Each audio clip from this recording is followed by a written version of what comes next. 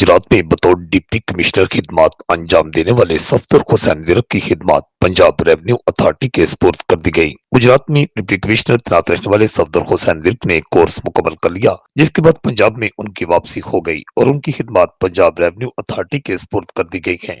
अब वो अगले रैंक पर तरक्की भी पा चुके हैं। माह फरवरी या मार्च में उनको अहम सीट पर उनकी तैनाती मुतवक्को है। उन्हें कमिश्नर के ओहदा पर तैनात किया जा सकता है। गुजरात बतौर डिवीजन बहाल तो हो चुकी है, मगर गुजरात में अभी तक नया कमिश्नर तैनात ना हो सका है। इस बात का भी इम्कान है कि गुजरात में बेहतरीन डिप्टी कमिश्नर तैनात रहने वाले सफदर हुसैन विरक जो हैं, उनको गुजरात में डिवीजन का कमिश्नर भी तैनात किया जा सकता है। जबकि दूसरी जानिब डीपीओ ऑफिस में एक अहम तब्दीली लाई गई है। डीपीओ गुजरात राना उमर फारूक के पीआरओ अहमद नसीम जो है छुट्टी पर चले गए हैं और उनकी जगह पर साबिक पीएसओ वकास अहमद जो है उन्हें नया पीआरओ तैनात कर दिया गया है, जिन्होंने ओहदा का चार्ज संभाल कर काम शुरू कर दिया है। और इस बात का इम्कान है कि साल 2026 में गुजरात पुलिस में मजीद अहम तब्दीलियां मुतवक्को हैं। रिपोर्ट आकाश न्याजी, गुजरात।